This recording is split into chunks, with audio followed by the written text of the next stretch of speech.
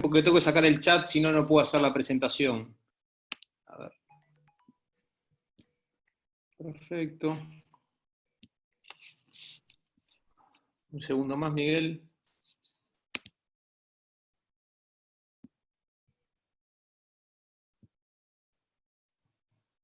Bueno, ahora sí, Miguel, cuando vos me des el ok, si se escucha todo bien. Se escucha perfecto, empezá Pedro nomás. Bueno, un poco lo que vamos a hablar hoy es endoftalmitis, ¿no? Sin duda es una de las patologías más graves, de las complicaciones más severas que tenemos con respecto a nuestra práctica diaria, con respecto a la cirugía de cataratas, y que se ha sumado generalmente las inyecciones intravítreas con los antiangiogénicos. Y bueno, un poco es hablar de este tema y sacar algunos tabúes y lograr poder enfrentar esta enfermedad, este momento, de una manera más calma para todos. Sin duda muchas veces se preguntan qué es una endoftalmitis, un residente, alguien que recién arrancado, son estos pacientes que le dijimos que le íbamos a operar de catarata y que iban a ver, y este es el resultado de las 24 horas. Son ojos que son difíciles de operar, donde hay mucha fibrosis, donde hay vitreotubios, y no se permite ver bien, porque muchas veces necesita visualización, incluso la vitrectomía no es nada sencilla ni son fáciles de tratar. Sin duda la clasificación, esta diapositiva la tenía por fuera de la presentación, pero decidí agregarla porque la vía de acceso es muy importante, sin duda la que más nos importa son las exógenas, y las posoperatorias son las más frecuentes, pero sí cabe destacar las endógenas, que son poco frecuentes, y que nos tienen que importar mucho en pacientes que hayan estado en CTI, o que hayan tenido episodios de, digamos, que hayan estado sépticos, o hayan tenido septicemia, o una candidemia, como tuve una paciente que tuvo una endoftalmitis por candidiasis bilateral, que la pude tratar. Pero son cuadros realmente muy agresivos y que la endógena muchas veces no la tenemos muy atentos, pero si baja la visión en un paciente en CTI y que estuvo séptico, piénsenlo y trátenlo, incluso en CTI de forma adecuada. La forma de presentación es aguda o crónica después de las 6 semanas, y según la agente causal tenemos las bacterianas y las fúngicas, que son más raras, que están relacionados con cuerpos extraños o con fungigemias. La microbiología, o sea, los bichos que nos acompañan en esta patología son los coagulasa negativos, que se llevan tipo el primer lugar por lejos, y el estafilococo epidermidis, el que nos viene siempre complicando la vida, que está en la piel, que está en la nariz, que está en todos lados, y que en verdad nunca logramos combatirlo de una manera adecuada ni poder eliminarlo de nuestra vida. ¿Qué hice mal cuando tuve una endoftalmitis? ¿En qué fallé? ¿En qué tengo que cambiar de mi conducta? Bueno, estos son los factores de riesgos. Sin duda, estos factores de riesgo fueron descritos por el ESCART en el 2013, por unas guías de tratamiento y de manejo de endoftalmitis, donde vieron el beneficio de los antibióticos intracamerales al finalización de la cirugía de catarata, que daba un beneficio con una disminución de la incidencia de endoftalmitis, que creo que hoy lo tenemos casi todos en nuestra práctica diaria, la moxifloxacina intracameral, lo hacemos generalmente casi todos en nuestra práctica diaria de cirugía de cataratas. Otra cosa que vieron que marcaba la diferencia, las incisiones por córnea clara, pero dado que este dato es un poco alterado, porque la gran mayoría de nosotros, nuestra cirugía de faco la hacemos por córnea clara, una gran minoría lo hace por túnel esclerocorneal. Entonces, obviamente que la mayoría de los pacientes que tenían endoftalmitis iba a ser por córnea clara. El tipo de material de lentes, estaban relacionados con los lentes que eran de silicona, que hoy en día yo no sé si venden en el Uruguay, nunca vi uno, pero sé que antes se usaban bastante, y que daban algunos problemas con las aceites de silicón, pero también daba problemas con la endoftalmitis, aumentando la incidencia de esta patología en los ojos. Y sin duda lo que más nos complica, ¿no?, es asumir la complicación en la cirugía de catarata. Pero esa complicación que tuvimos es también lo que nos aumenta la incidencia de endoftalmitis en nuestros pacientes. O sea, si sé que tuve un paciente complicado, que rompí cápsula, que le pude hacer una vitrectomía, buena, mala o regular, pero ese paciente toca estar cerca, porque ese paciente se multiplica por 5 la chance de tener una endoftalmitis en más un paciente que no tuvo ninguna complicación. Así que muy atentos a esos pacientes. El diagnóstico es precoz. Si bien el paciente que lo operé de cataratas o le hice la inyección intravítrea presenta una disminución de la agudeza visual, con la hiperemia conjuntival, con el dolor, con el hipopión, y no tiene mucha otra cosa que una endoftalmitis o un TAS. Pero no piensen en uveitis raras, en cosas que no están en los libros fácilmente. O sea, vayan a lo más seguro y a lo más grave, que en este caso que es una endoftalmitis. Quieren descartar el TAS, está bien. es mandatorio muchas veces hacer una ecografía si lo tengo a mano. Si no lo tengo a mano, piensen que es una endoftalmitis, no piensen que es un TAS. Y hagan la ecografía y van a ver los flóculos densos a nivel de la cavidad vítrea, lo cual es patoneumónico ya de una afectación de toda la cavidad vítrea por la endoftalmitis. Rápidamente nos revienta la cabeza. ¿Qué hago con este paciente? ¿Para dónde corro? ¿Qué puedo hacer? Tengo el paciente que no ve, que le duele, que le molesta, y yo le dije que iba a ver bien el otro día operado de cataratas. Sin duda que estamos frente a un gran problema. Sin duda que tenemos que mantener una conducta clara, concreta y sencilla, y realista. Eso es lo más importante. Tenemos que informar al paciente que está frente a una infección. No fue que nosotros le pusimos el bicho, no fue que nosotros le generamos el problema. Fue como que se le infecta un grano, pero se le infectó el ojo. Claro, es mucho más grave el ojo que el grano. Pero estamos frente a una emergencia. ¿tá? Tenemos que hablar con el paciente y sobre todo hablarlo con la familia. Tomarnos 15, 20, media hora, o sea, estar un rato para explicarle la situación, qué es una infección, que es una situación grave y que le puede costar el ojo. Sin duda que tenemos que conformar equipos cuando uno recibe a este paciente o cuando le tocan el consultorio, y si uno está en una policlínica tenemos que aislar al paciente, tenemos que darle confort, que esté cómodo, que no esté con el resto de los postoperatorios, que están todos contentos viendo bien. Tenemos que iniciar el ayuno si podemos aplicar medidas en ese momento, y también tenemos que darle buena analgesia. Son pacientes que les duele el ojo, les molesta, están desconformes. Si uno pasa una buena analgesia, en el momento el paciente ya queda más calmo. Es solo poner una vía y pasar una medicación por intravenosa. Sin duda, si tengo un bloque quirúrgico para afrontar este momento, tenemos que ir hablando de medicación, de medios de cultivo y un equipo quirúrgico que me respalde, y tenemos que hablar con la dirección del centro, ¿no? Para decirle qué es lo que está sucediendo, qué es lo que pasó en el día de ayer, y que nos prioricen el caso para facilitar las acciones para poder atacar a este paciente. Algo que nos puede pasar, si no es mía, llamen al colega que le pasó. No le dejen el pato muerto ahí. Llamen a otro colega y le dicen, mirá, tengo este paciente que lo operaste vos y tiene endoftalmitis, vamos a hacer el intravitro juntos o vamos a hacer algo en conjunto, pero no dejen al paciente solo, aislado, con la endoftalmitis, esperando que el otro colega se contacte. Intenten ayudar al otro colega.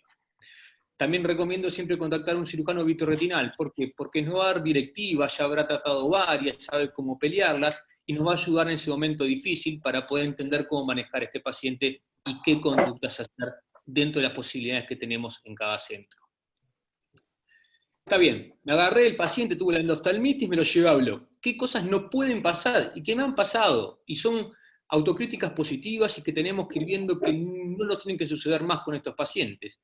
Cuando entro a Block hay silencio, se tienen que apagar los celulares, no puede haber ringtone, no puede haber videos de WhatsApp, no puede estar Instagram, no puede haber nada, tiene que ser parco, tiene que ser un silencio, que el paciente sienta que le estamos dando la importancia necesaria a la patología que tiene. ¿Qué preguntas no nos puede pasar? ¿Qué preguntas no nos pueden ocurrir? Doctor, ¿qué antibiótico le va a hacer? Lo mismo de siempre. Y yo en ese momento estoy pensando que tengo a la hija enojada, al primo enojado, al paciente enojado y no me acuerdo de los antibióticos. Entonces, tiene que buscar alguna manera que sea más sencillo esto. Doctor, ¿quién va a hacer las diluciones? Uno piensa, el paciente le va a hacer, no sé, ¿quién va a resolver esto? Y bueno, tenemos que ver la manera de que esto sea más fácil. ¿Y cómo se diluyen? ¿Para qué las busco en el celular? Las pongo a buscar, no encuentro el WhatsApp donde las tenía, no encuentro el Dropbox. Sin duda es un momento complicado, las tengo en inglés o en portugués, como las llegué a tener yo, no entiendo cuánto había que diluirla, y después de eso, ¿y dónde las va a cultivar? No sé, en una maceta, tráeme algo para que esto crezca. Y está bien, le tomamos la muestra, hacemos esto, y el paciente queda internado, y bueno, me lo llevo para mi casa y veo qué hago al otro día.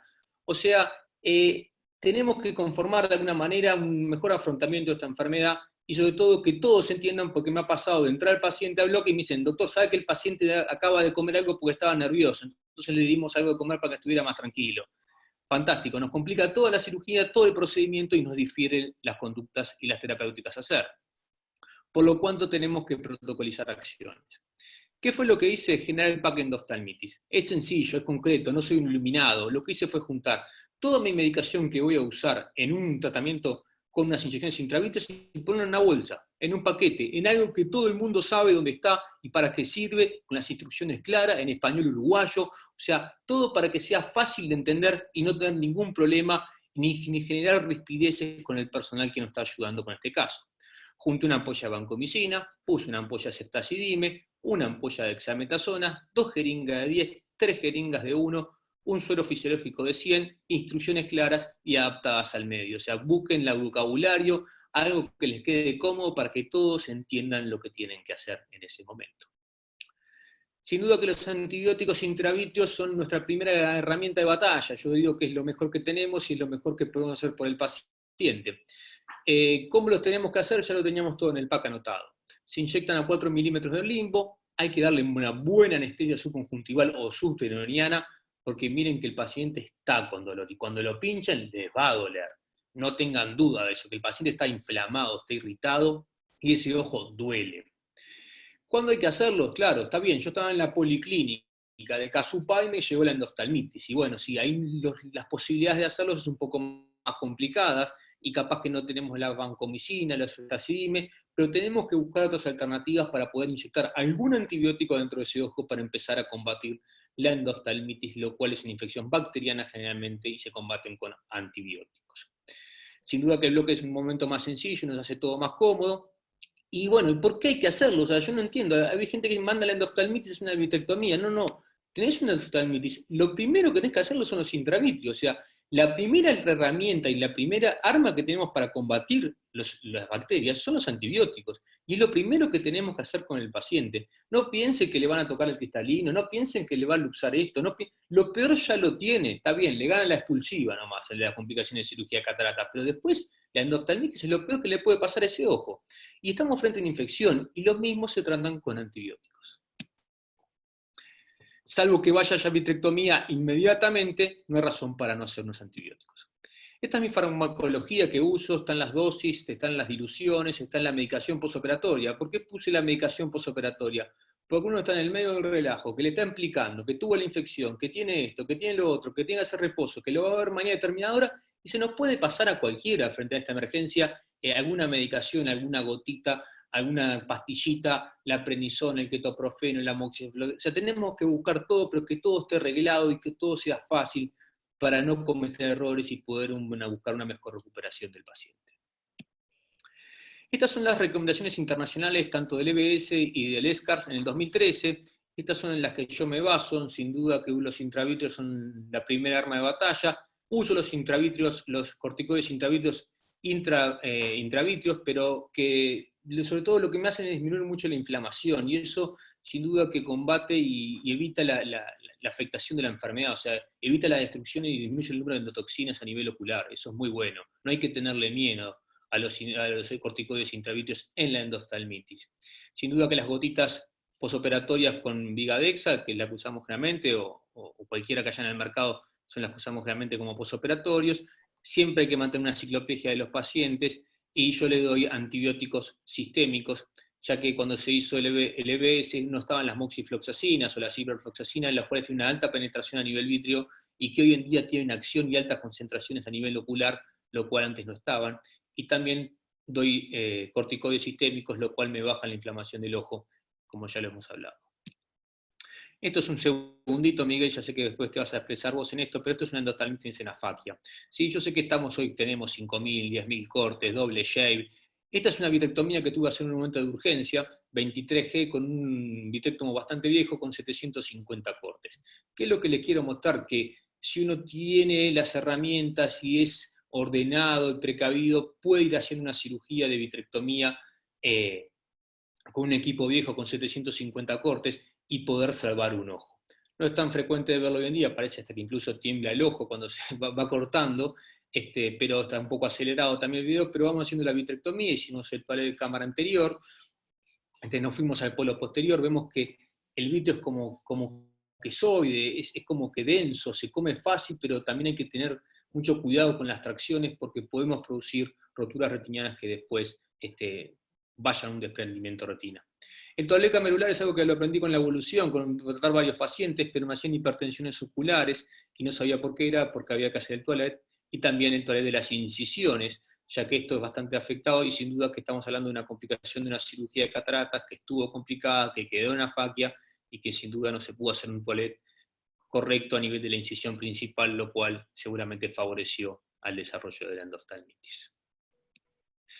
Este es un postoperatorio de un paciente, ¿no? Esto es a la semana, y después la segunda foto ya iban 3 semanas, y vemos como el paciente le cuesta recuperarse, le cuesta mejorar el edema corneal, sigue con unos pliegues, pero empieza a tener mejor dilatación, empiezan a ver más los pacientes, y sin duda que le hacemos una ecografía modo B, y bueno, en esa ecografía se ve que está la hialoides posterior, que a veces no es tan fácil de desprender en la vitrectomía, pero ya no está en la cantidad de flóculos a nivel de la cavidad vitrea.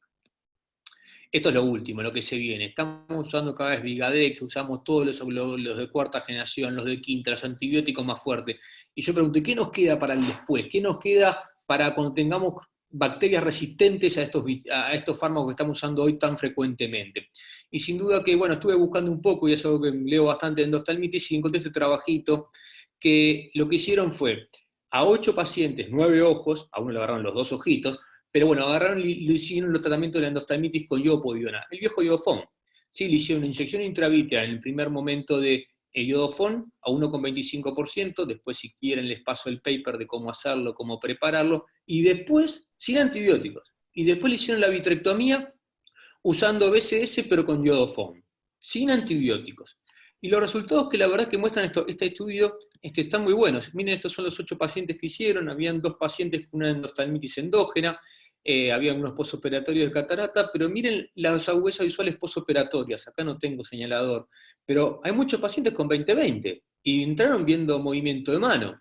Entonces, sin duda que estamos frente a una herramienta que estoy en un lugar, no tengo antibióticos, y bueno, inyecto iodofón, o algo hagan por ese paciente. Y obviamente que este estudio lo que hicieron también fue evaluar la toxicidad retiniana y también el daño a nivel de las células endoteliales de la córnea, lo cual no presentaron daños, y acá están la electrofisiología, la electrografía de la retina, de cómo funciona la retina, antes, incluso después de la cirugía, y ven que no hay toxicidad a nivel retinal. Sin duda que es una herramienta nueva, aunque yo no la tenía tan clara en el manejo de la endoftalmitis, que les aporto a todos. El que quiera el paper se lo paso por privado, pero cuenten con eso, pero también sepan que frente al no tener nada que hacer, creo que siempre tenemos algo que hacer con los pacientes. Sin duda que la endoftalmitis es un cuadro devastador, las bacterias multiresistentes nos están complicando cada vez la vida, por eso el uso racional de los antibióticos que usamos en nuestra práctica diaria tiene que ser fundamental. Los antibióticos intravítreos es la primera línea de batalla, es lo que tenemos que hacer siempre, siempre, siempre. No, va a ir a vitrectomía, le pido la vitrectomía y ya está. No, no, hacerle los antibióticos intravítreos. Es lo mejor que podemos hacer al paciente, y ya estamos combatiendo la endoftalmitis. Y aparte, el ojo cuando va a hacer una vitrectomía, cuando se le han hecho antibióticos intravítreos o no se le han hecho, cambia mucho. Es mucho más fácil cuando ya tiene los intravítreos hechos, porque ya está todo como más organizado, hay menos inflamación, hay menos daño, uno se siente diferente y se come el vítreo de otra manera. La vitrectomía posterior sin duda disminuye la concentración de bacterias y endotoxinas y multiplica por 2 la chance de ver al paciente en el postoperatorio mayor, tener una agudeza visual de 20/100, o multiplica por 3 la visión en un paciente, la chance de tener que ver a 20/40, o sea que hay chance de estos pacientes se pueden pelear, y sin duda que la muestra bacteriológica es lo que más nos toma tiempo o no busca problemas, y es fácil tomarlo en la vitrectomía. Pero ahora, si le estás haciendo los antibióticos intravítreos, tomar una muestra bacteriológica no es tan fácil. Bueno, muchas gracias, espero que le haya gustado y que haya sido clara la charla, y que bueno, no me haya acelerado mucho en el habla. No, Pedro, estuvo lo más bien. Hay 2 preguntas que antes de pasar a la charla mía me gustaría contestarlas. Una es cómo preparar los antibióticos, que la diapositiva, como esta charla fue grabada, la vamos a subir, o sea que la van a tener, y en todo caso te voy a dejar encargado, Pedro, que pases esa foto al chat de la subo para que se sepa bien cómo preparar. Por otro lado, preguntaba Paolo también, cómo tomar las muestras cuando uno está con una vitrectomía. En realidad, cuando uno llega a la vitrectomía, Paolo, ya debería estar el paciente inyectado, con lo cual las muestras en la vitrectomía no sé si van a ser tan importantes, pero lo que normalmente se hace es no cerrar la infusión del vitrectomo, aspirar con el vitrectomo y ahí generar la muestra sin que esté diluida, digamos, que esté lo más concentrada posible. Sin embargo, si está con antibióticos, probablemente te dé negativa. Las tomas de muestras en endoftalmitis son difíciles. A veces lo mejor para tomar una muestra puede ser la cámara anterior, como es un paciente pseudofáquico, cuando la endoftalmitis es secundaria a una cirugía de catarata, no es tan peligroso, y de repente antes de empezar uno puede sacar una muestra de humor acuoso, y es muchísimo más fácil que sacar una muestra de vitrio, si bien tiene menos sensibilidad que cuando es en el vitrio. Pero es una de las maneras de cómo manejarse también. Pedro, voy a pasar ahora a... Hola Miguel, discúlpame, ¿cómo ¿Sí? andan? Una pregunta, acá Paola preguntó lo mismo que yo en el chat. Yo no llegué a preguntar porque vi que ella preguntó. ¿Las muestras intravítreas las toma el médico que inyecta o el cirujano? ¿Ustedes recomiendan que uno cuando inyecte tome la muestra realmente? ¿Con qué aguja y en qué medios las pone? No, Yo creo que es muy... la muestra Dale vos. vítrea, sí, la muestra vítrea no se puede hacer aspirando, porque el vitrio no es aspirable, tendrías que caer en una vacuola. Lo que sí puedes hacer, en todo caso, y va a venir bien, es una muestra de humor acuoso. ¿Ah?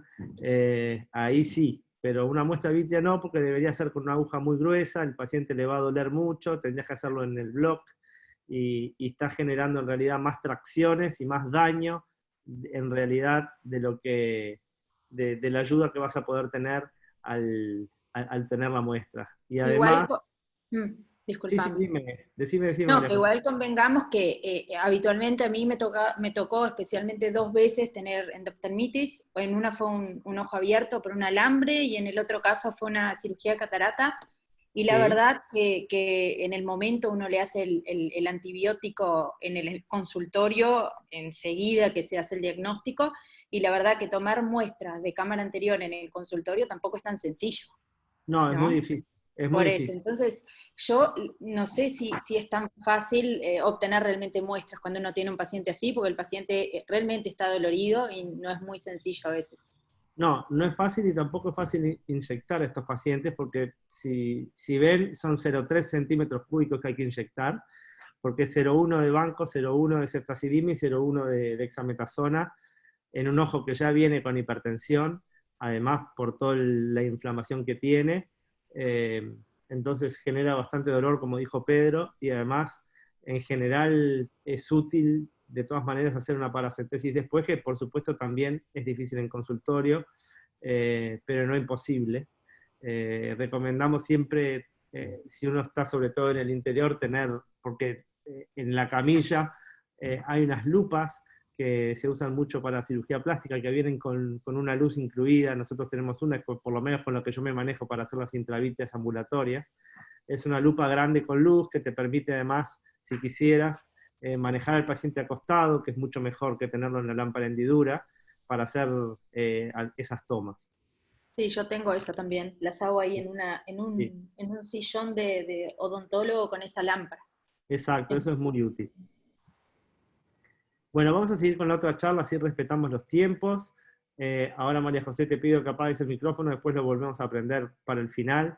Esta charla inicialmente trataba de cómo manejar en realidad la cámara anterior, que como mostró Pedro era bastante difícil en los pacientes que vienen con endoftalmitis. Recordemos que son pacientes que vienen con edema de córnea, con hipopión, con sinequias pupilares, con hipertensión ocular y con mucho dolor.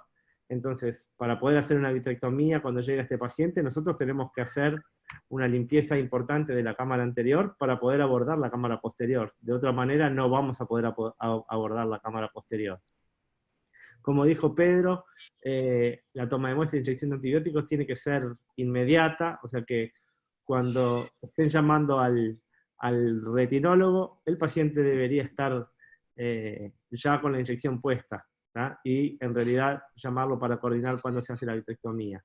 Si pueden tomar muestras o no, de todas maneras yo les diría que por lo menos lo dejen registrado en la historia, que intentaron sacar muestras, aunque no haya salido mucho, porque es un elemento legal importante a la hora, después de tener algún reclamo, que muchas veces puede haberlos en estos casos. O sea que dejar registrado que se sacó la muestra, aunque después la muestra venga negativa y no haya sido suficiente.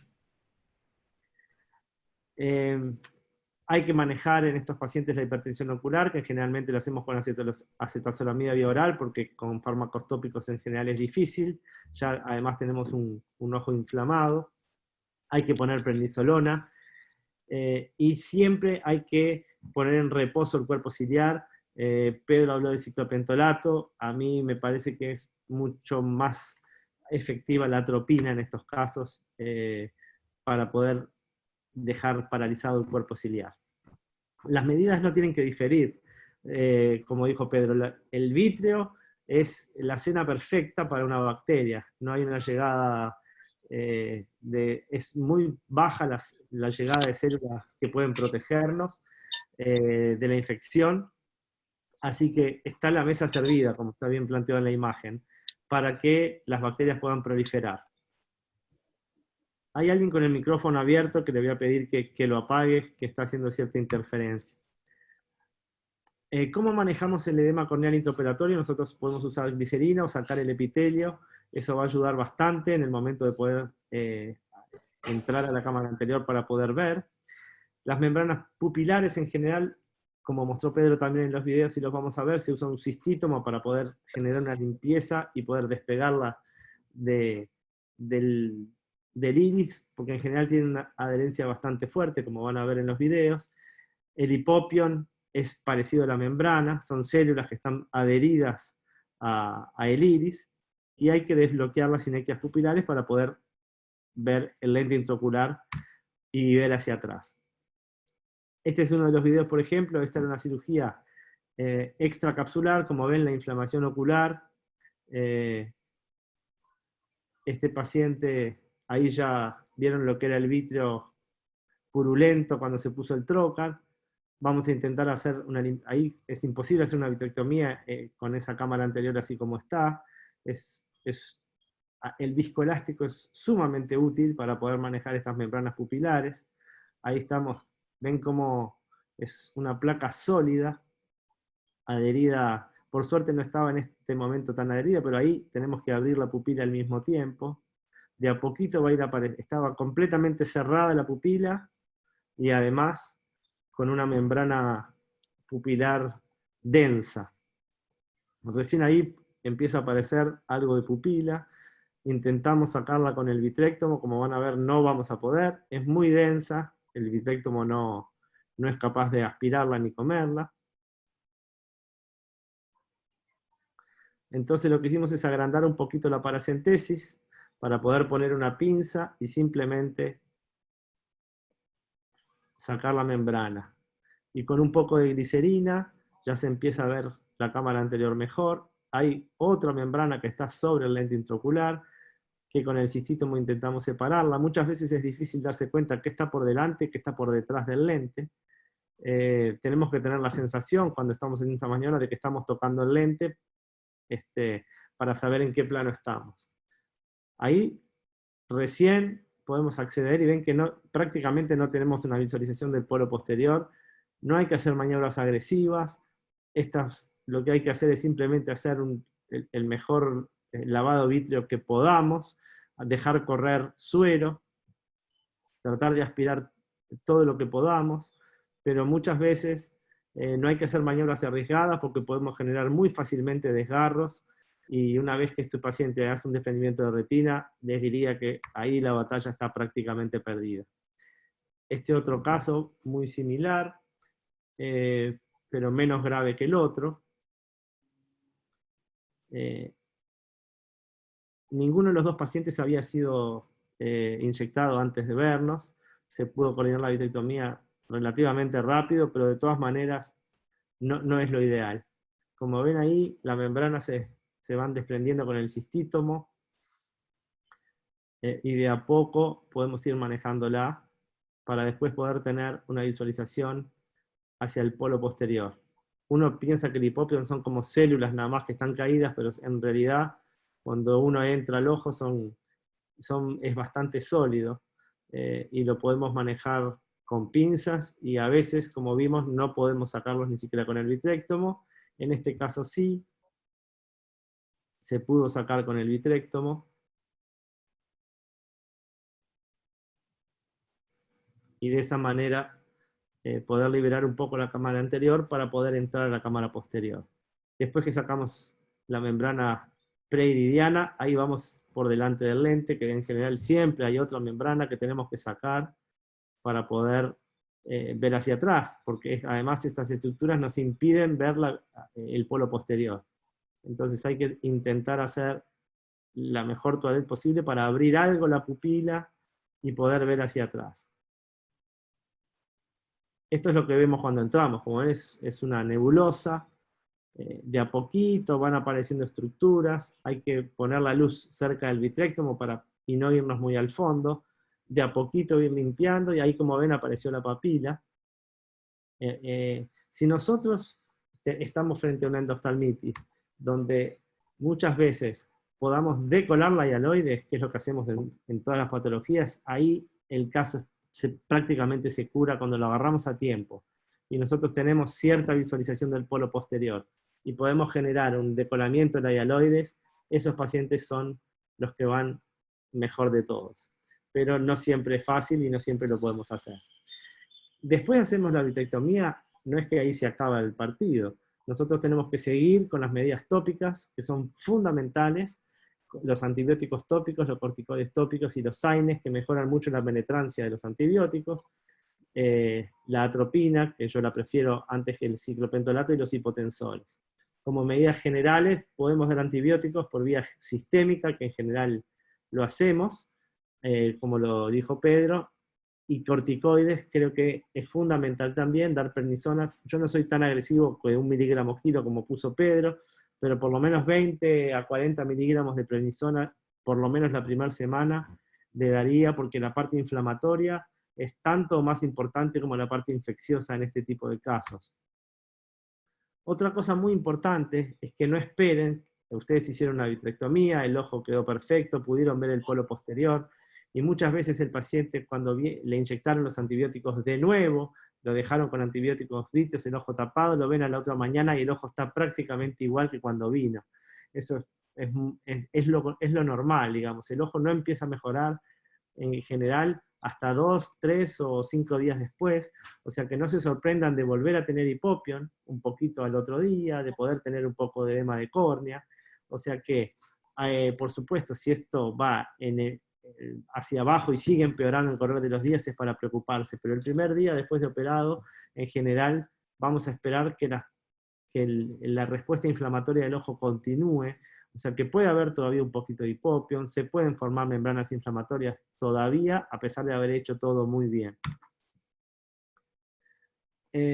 Para finalizar y repetir todo lo que ha dicho Pedro y poco recalcar lo que ya han dicho, es que la toma de muestras, siempre que sea posible, por supuesto, hay que hacerlas, y si no, por lo menos, dejar registrado que se intentó hacerlo en la historia clínica, más allá que después no nos ayude. La mayoría de los gérmenes en una cirugía de catarata son gram positivos, con lo cual, con la mezcla de antibióticos sugerida, estamos normalmente tratando a más del 96-97% de los gérmenes que generan endoftalmitis. O sea que es como que el doctor Pellegrini dice, es la bala de plata. Entonces hay que usarla y punto, porque cuando viene endoftalmitis hay que usarla. La vitrectomía, por supuesto que tiene un montón de cosas muy positivas si lo comparamos con la inyección intravítrea, pero lo que tiene siempre en contra es que siempre va a tener más demora que hacer una inyección intravítrea. Entonces, cada hora, cada minuto que nosotros dejamos pasar esperando la vitrectomía sin inyectar a un paciente, ese paciente va a tener peor pronóstico. Entonces, lo primero que hay que hacer, como dice Pedro, es frente al diagnóstico, es la toma de muestras sea posible e inyectar al paciente. Eso es lo principal, eso salva el ojo. La vitrectomía, por supuesto que va a ayudar, pero lo que salva el ojo es la inyección intravítrea. Y en esto estuve en comunicación muchas veces, porque con el PAC, como dice Pedro, de antibióticos intravítreos, con las diluciones, y sobre todo con el volumen que hay que inyectar, que son 0,3 centímetros cúbicos, a veces es difícil y es muy doloroso para el paciente, y no siempre hay vancomicina y ceftriaxona a mano, porque muchas veces no es el médico que operó que recibe al paciente, como bien lo vemos. Entonces, una de las cosas que hemos hecho es inyectar moxifloxacina y dexametasona intravítreas de un frasco sin abrir, que viene sin conservantes, y tiene un resultado bastante bueno. Es un trabajo que se estaba haciendo en México, con buenos resultados también, y la gran ventaja de este método es que si bien no es la bala de plata como es, digamos, la vancomicina y la ceftriaxona, si nosotros no tenemos acceso a eso, en un pequeño volumen de 0,1 cc podemos cargar, es con el único que lo vamos a hacer, es con el laboratorio, con la marca Laboratorio Alcon, que no trae conservantes, ponemos 0,1 cc de Vigadexa en el vitrio y estamos combatiendo infección e inflamación, hasta tanto poder hacer la vitrectomía. Lo hemos hecho con algunos de los pacientes que nos han referido algunas endoftalmitis, y la verdad que nos ha ido bien, hemos tenido buen resultado, lo cual no quiere decir que haya que tomarlo como regla. Siempre es mejor hacer vancomicina y ceftazidime, que es como Pellegrini lo decía, la bala de plata, ahí estamos cubriendo prácticamente el 97-98% de los gérmenes que las causan. Pero si nos toma esta endoftalmitis en un lugar donde no tenemos acceso a esos antibióticos, es una forma posible de empezar a tratar al paciente y empezar a mejorar. Por supuesto que tenemos que siempre avisarle al paciente que esto puede suceder. ¿Estamos? Nosotros cuando operamos las cataratas, la pregunta del paciente es, nos pregunta, ¿esto es 100% la cirugía de catarata? Y la infección es algo que yo por lo menos no he tenido mucho, pero siempre le digo al paciente, siempre lo advierto al paciente que esto puede suceder. ¿Estamos? Es algo que hay que avisar, que las chances son muy bajas, pero que esto existe y puede suceder en cualquier parte del mundo, en cualquier centro, en cualquier lugar. Entonces, el día que les toque, por lo menos el paciente, no digo que va a estar contento, pero por lo menos supo que se le dijo previamente, y nosotros vamos a poder manejar psicológicamente nuestra ansiedad y la del paciente siempre mucho mejor cuando esto es así. No sé qué te parece, Pedro. Sí, no, totalmente de acuerdo contigo, Miguel. Muy importante lo que dijiste con respecto a los intravitrios y sobre todo en el manejo, lo que estuvo muy bueno los videos que hiciste sobre el manejo de las membranas prepupilares en la cirugía de endoftalmitis. Son momentos complicados donde aparte uno empieza como a tirar, a traccionar esas membranas y no saben dónde terminan, y que incluso el infectomo a veces es difícil de terminar de comerlas, eliminarlas. Sí. Dos cositas que vi ahí en el chat mientras que te escuchaba. Preguntaron sobre cómo cultivar los intravitrios, preguntaron sobre el tema de los frascos de hemocultivo. Hay un trabajo hecho donde cultivarlos en frascos de hemocultivo, o sea, como método de cultivo, da una mayor eficacia en cuanto a cultivar el germen, pero bueno, no todo el mundo tiene tan fácil frascos de hemocultivo para poder cultivar frente a una endoftalmitis, ya cuando hablamos que a veces nos toca en un consultorio y no hay en un hospital o en un sanatorio. Sí, la muestra que logremos, Pedro, la muestra, una vez que si tenemos humor acuoso o tenemos humor vítreo, lo que tenemos que hacer es simplemente con suero fisiológico se diluye, con suero fisiológico, se tapa bien y se refrigera, ¿estamos? Sí, hasta sí, que pueda llegar a un laboratorio.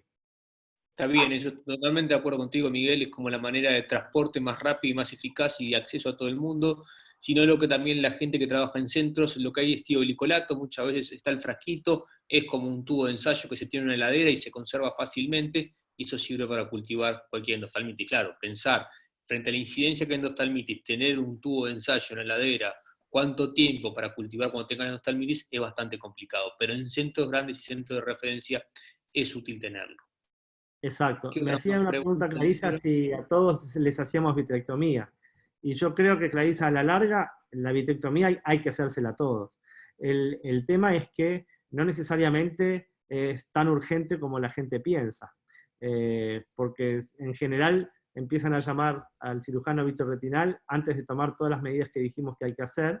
Y creo que es al revés. O sea, uno tiene que llamar al cirujano vitroretinal una vez que el paciente está con el antibiótico puesto en el vitrio. Eso sería lo ideal. Y si uno tiene dudas, por supuesto, llamarlo para ver cómo manejarlo y entre los dos hacerlo mejor para el paciente. Pero muchas veces tú estás en Paysandú, Clarisa, ahora, si tuvieras una endoftalmitis, tenemos mínimo 6 horas para poder ver ese paciente. Entonces, esas son 6 horas que podríamos estar ganando en caso de que lo veas allá. Exactamente, son 6 horas mínimo que uno está ganando con el antibiótico puesto en el vitrio que no se pueden perder de ninguna manera. La Miguel, vitrectomía siempre sí. una pregunta. Si después de que mandaste al paciente a operarlo y ves que el ojo está feo, ¿se puede inyectar de vuelta si vos ves que esa infección te parece que sigue? Porque yo sé que el aspecto del ojo vos dijiste que va a seguir feo por unos días, pero... Sí, se puede volver a inyectar, por supuesto.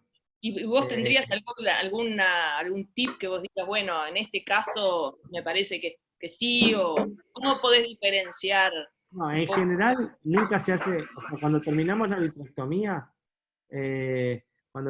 vitrectomía, siempre se deja con antibióticos intraditos al final. O sea que el paciente está cubierto. El paciente vitrectomizado además tiene una mayor llegada de los antibióticos por vía general, sistémica y tópica. ¿tá? Entonces, nunca vamos a reinyectar antes de las 72 horas. Es implanteable. Y en 72 horas tuviste para darte cuenta si el paciente, aunque esté mal el primer día, tuviste 2 días más para ver si el paciente viene para arriba o para abajo, porque estos son Claro. pacientes que por supuesto los vemos diariamente. Lo otro que marcó Pedro, que ante la duda de un TAS, siempre pensando en endoftalmitis, por supuesto, pero es raro que venga el primer día una endoftalmitis. Entonces, el TAS es en general más precoz que la endoftalmitis. Si bien uno lo mira y son iguales clínicamente, no tenemos mucho cómo diferenciarlo, pero en los tiempos de presentación en general sí. Es raro que una endoftalmitis venga a las 24 horas o a las 48 horas. En general, la endoftalmitis, a no ser que sea fulminante, empieza el tercer, cuarto día. Es lo ¿Y le das clásico. valor a la ecografía ahí?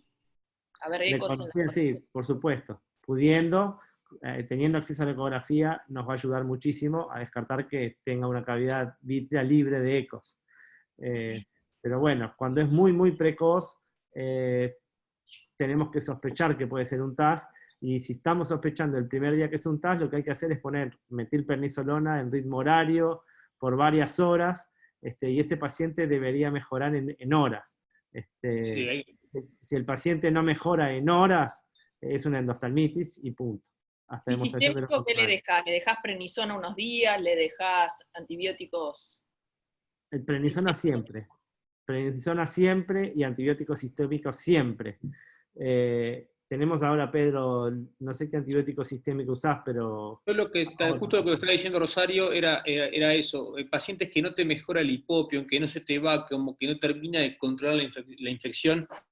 Una vez me pasó con una endoftalmitis y, bueno, un amigo, Lucas Donato, agarró y me dijo, hacele doble de moxifloxacina, o sea, recargalo de antibiótico como que diría morir. Usé la moxifloxacina en dosis doble, cada 12 horas, por 5 días, y la verdad que me ayudó mucho eso. Por vía Y oral. hablar, Vioral.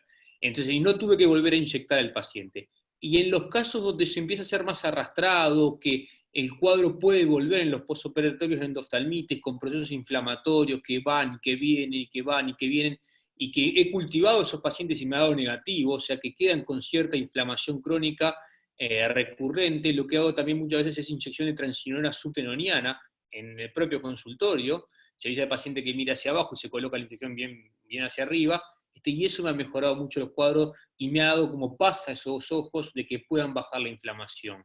pero eso en cuánto También tiempo lo haces, Pedro, porque eso no voy tenés miedo que viendo. te reactive la infección. Yo intento primero que baje la infección y la inflamación en las primeras semanas, 15 días, y eso me ha pasado cuando pacientes que los he como dice, encaminado y han mejorado, y al mes y medio me vienen con un pequeño hipopio. He cultivado esos pacientes y me ha dado negativo. Entonces, cuando el cultivo me da negativo, digo, no tengo ningún bicho, bueno, tengo pocas chances de tener un bicho, y sin duda, si hubiera tenido la infección activa, todavía estaría más complicado el cuadro, y no lo están, sino que quedan inflamaciones recurrentes, y a veces hacen ciegos, ojos dolorosos, y he tenido que viscerar a esos pacientes muchas veces. Pero la inyección de transinolona, cuando tengo episodios de inflamación recurrente en posoperatorios de vitrectomía por endoftalmitis, me ha ayudado mucho y le ha dado paz a esos pacientes y esos ojos. Y después, ¿qué experiencia? Yo sé que tenemos que pasar rápido lo de Paola, pero nada más, y con los cultivos, ahora que decís que el cultivo te va de negativo, a mí es como más raro que te dé positivo que negativo, ¿o no? Yo también creo igual lo que vos. Es muy raro, a mí realmente me dan negativo. Yo tengo a gente que me da positivo, pero que yo le tomo la muestra, pero después no sé, es como que después que saco la muestra, la vida del laboratorio no la entiendo mucho. ¿Por qué Es si muy estoy difícil sacando la toma. propiamente el bicho directamente del vitrio, por qué después me da negativo? No lo entiendo. Sí, bueno. Por suerte que no es solo a mí, entonces. Somos dos, quédate tranquilo. No, lo otro es que, bueno, que la inflamación persiste por muchas veces, precisan estos pacientes antiinflamatorios mucho tiempo en el postoperatorio. No hay que temerle a dejarlos con varios tiempos de corticoides, aunque sea bajas dosis, pero por mucho tiempo, incluso pueden ser AINES, pero los necesitan. Hay otra pregunta que nos pregunta si pedimos PCR. Es difícil en este país la PCR, es algo en lo que trabajamos mucho. Estuvimos tratando de armar un laboratorio para hacer PCR para las cosas básicas, no solo para bacterias, también para virus, acantoameba, también para hongos. Y bueno, hay algunos lugares donde sí se hace, la toma de muestra es como yo les dije, pero coordinar para hacer una PCR en una cosa de urgencia es muy difícil. Con lo cual te diría que no, que la PCR no es algo que tengamos disponible a mano en este momento. Pero bueno, como dijimos, tenemos la bala de plata, que con eso las endoftalmitis causadas en una cirugía de catarata, tenemos más del 98% de éxito de pegarle al germen, o sea que en general hay que hacer la maniobra de la toma, por la parte legal es indiscutible, pero es difícil muchas veces poder tener muestras positivas, como dijo Pedro, y lo del hemocultivo es algo interesante, yo lo había hecho y algunas veces me ha dado positivo. Y es interesante, pero hay que tener un laboratorio cerca que te pueda suministrar el frasco de hemocultivo. Ahí tenés una pregunta, te preguntan cuál es tu laboratorio de confianza para enviar la muestra. Nosotros nos manejamos, y Paola lo hace mucho también porque maneja mucho de la parte de infecciones de córnea, y en general lo mandamos al laboratorio Montevideo, que es donde hemos tenido mejor respuesta. Siempre antes de mandar la muestra, hablar con el técnico, preguntarle cómo la quiere, a qué hora va a estar, quién la va a recibir, pero digamos, no lo hacemos en general para las endoftalmitis, lo hacemos sobre todo para cuando tenemos infecciones corneales, que como sabrán también es muy difícil de cultivar el germen, tanto como con las endoftalmitis. Y ahí la verdad que Paola ha tenido buenos resultados y ha logrado no solo aislar bacterias, sino también hacer diagnósticos de acantoameba que en otros lugares, aún mandando un botón de córnea lleno de amebas, a veces da negativo, y de repente era un paciente que en el directo se tendría que ver. Entonces, Hola, hola, sí, hola, hola. sí, Estrella, te Sí, escuchamos. escúchame, ¿cómo les va? Una preguntita. Pedro habló de la iodopovidona diluida intravítrea. ¿Se puede mandar la dilución? ¿Cómo se hace? Sí, obvio que primero vamos a hacer los antibióticos, ¿tá? Pero, y también que ayer había pedido la dilución de la iodopovidona. A ver si no se puede mandar, o la puede decir, no sé. Sí, Estrella, Estrella ahora cuando termine el webinar, voy a mandar el paper ese al chat de la SUO, así que disponible para todos, y ahí lo explica claramente cómo hacen la dilución con iodopovidona. Dale, gracias. Y otra cosa, la moxifloxacina vía oral, ¿son 400 miligramos cada 12 o 400 miligramos día? 400 cada 12. Yo a esa cada paciente le hice 800 cada 12. Está, pero entonces básicamente es 400 cada 12. Sí. No. Dale, gracias. No, gracias a vos, Estrella. Bueno, le vamos a dar el paso ahora a Paola, que nos va a hablar un poco de vieron que nos estamos manejando todo lo mejor que podemos, pero las medidas a tomar en los diferentes lugares son distintas. Y bueno, le pedimos a Paola y a la doctora Fernández que armaran una presentación que va a ser corta, no los va a aburrir, para ver un poco en forma práctica cómo manejarnos todos en nuestros consultorios, en la cirugía, en fin, qué pacientes podemos diferir, qué no, así que le vamos a dar la palabra a Paola para que haga esta presentación. Bueno, para empezar, buenas tardes a todos. Voy a hablar, como decía el doctor Silbergas, de bioseguridad en tiempos